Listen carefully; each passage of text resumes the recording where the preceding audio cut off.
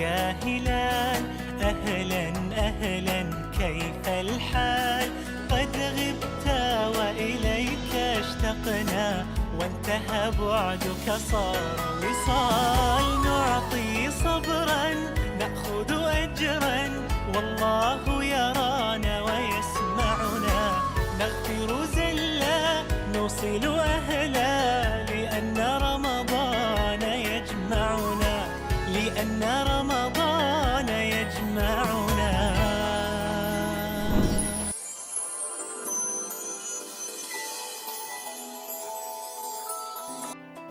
Bismillahirrahmanirrahim. Assalamualaikum warahmatullahi wabarakatuh.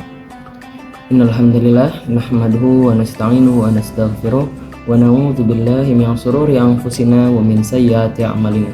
May yahdihillahu fala mudhillalah wa may yudhlil fala hadiyalah. Asyhadu an la ilaha illallah wa asyhadu anna Muhammadan abduhu wa rasuluh la nabiyya ba'dah.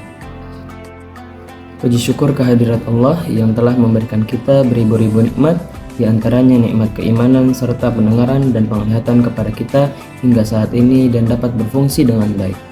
Salawat beserta salam tak lupa kita curahkan kepada sang baginda kita Nabiullah Muhammad sallallahu alaihi wasallam dengan pengajarannya dan ilmunya yang membimbing kita dari zaman jahiliyah hingga zaman ilmu yang terus berkembang saat ini. Pada kultum kali ini kita akan membahas seorang utusan Allah yang bernama Nabiullah Hud alaihi salam. Beliau adalah seorang nabi sekaligus rasul yang Allah utus kepada bangsa Arab yang bernama kaum Ad. Sejak kecil, Nabi Hud sudah memiliki akhlak yang baik. Dia jujur, rendah hati, dan mudah bergaul dengan daerah sekitarnya, serta seseorang yang pekerja keras. Semasa hidupnya, Nabi Hud alaihi salam menempati sebuah daerah yang disebut dengan Al-Ahqaf. Tempatnya di sebuah utara Hadramaut di antara Yaman dan Oman. Hadramaut adalah sebuah daerah yang sangat indah karena memiliki tanah yang subur. Kisah Nabi Hud alaihi salam sangat erat kaitannya dengan kaum Ad, yaitu kaum tertua setelah dibinasakannya kaum yang zalim kepada Nabi Nuh alaihi salam. Kaum Ad yang hidup di zaman Nabi Hud dikenal sebagai kaum yang hidup dengan amat nyaman dan sejahtera. Kehidupan mereka makmur karena dilimpahi dengan ladang pertanian yang terhampar subur dan hijau, hewan ternak yang sehat dan banyak, serta aliran air yang melimpah dan segar. Selain itu, perawakan tubuh kaum Ad juga diketahui besar dan kuat, sehingga mereka mampu untuk memahat gunung-gunung untuk dijadikan rumah bagi mereka. Namun, segala kenikmatan yang Allah berikan kepada kaum Ad tidak membuatnya mengingat kepada Allah Subhanahu wa Ta'ala. Kaum Ad tidak mengenal Allah Ta'ala sebagai Tuhan mereka, sama seperti yang dilakukan oleh kaum-kaum sebelum mereka, yaitu kaum Nabi Nuh. Karena perilaku kaum Ad yang tamak dan sombong serta menentang Nabi Hud, Allah Subhanahu wa Ta'ala memberikan peringatan kepada mereka berupa kekeringan yang panjang. Musibah kekeringan yang menimpa kaum Ad ini sempat membuat para penduduk merasa resah dan khawatir. Mereka takut pertanian mereka gagal panen sehingga menyebabkan kelaparan. Nah, celah tersebut dimanfaatkan oleh Nabi Hud alaihi salam untuk meyakinkan kaum Ad agar meninggalkan berhala dan bertobat dengan menyembah Allah Subhanahu wa Ta'ala. Namun, perkataan Nabi Hud benar-benar tidak dihiraukan sama sekali oleh mereka. Hal tersebut tertuang dalam Al-Quran, Quran Surat Al-A'raf ayat 70 yang artinya, mereka kaum Ad berkata, "Apakah kedatanganmu kepada kami agar kami hanya menyembah kepada Allah saja dan meninggalkan apa yang biasa disembah oleh nenek moyang kami? Maka buktikanlah ancamanmu kepada kami jika kamu orang yang benar." Quran Surat Al-A'raf ayat 70. Akibat dari keras kepalanya kaum Ad yang terus-menerus menentang Nabi Hud alaihi salam, Allah menunjukkan kuasanya dengan mendatangkan gumpalan awan hitam nan pekat.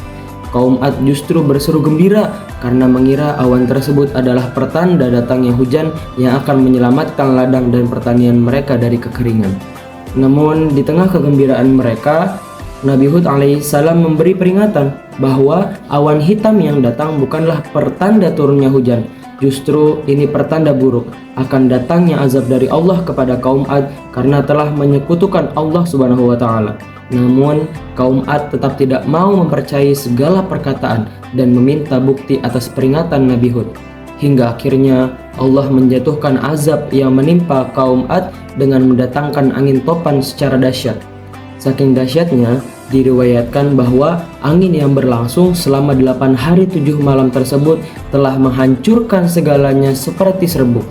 Kisah angin topan yang menimpa kaum Ad diceritakan dalam Quran surat Al-Haqqah ayat 6-8. Bismillahirrahmanirrahim. Dengan nama Allah yang Maha Pengasih, Maha Penyayang.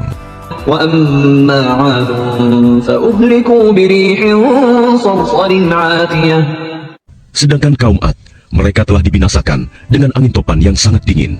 سَخَّرَهَا عَلَيْهِمْ 7 لَيَالٍ وَثَمَانِيَةَ أَيَّامٍ حُسُومًا فَتَرَى الْقَوْمَ فِيهَا صَرْعَىٰ كَأَنَّهُمْ أَعْجَازُ نَخْلٍ خَاوِيَةٍ. Allah menimpakan angin itu kepada mereka selama 7 malam 8 hari terus-menerus. Maka kamu melihat kaum Ad pada waktu itu mati bergelimpangan, seperti batang-batang pohon kurma yang telah kosong, lapuk. فَهَلْ تَرَىٰ لَهُم مِّن بَاقِيَةٍ. Maka adakah kamu melihat seorang pun yang masih tersisa di antara mereka? Hikmah yang bisa kita ambil dari kisah Nabi Hud dan kaum Ad adalah jika kita memiliki tubuh dan fisik yang kuat serta kenyamanan hidup yang berkecukupan, maka janganlah kita sombong atau bahkan lupa terhadap Allah Subhanahu wa Ta'ala yang akan mendatangkan suatu azab kepada kita yang nantinya kita dijadikan seperti kaum Ad yang dijadikan Allah seperti batang kurma yang lapuk atau tidak berdaya sama sekali di hadapannya. Mungkin itu saja yang bisa saya sampaikan, kurang lebihnya mohon maaf. Wassalamualaikum warahmatullahi wabarakatuh. Subhanallah walhamdulillah, la ilaha illallah,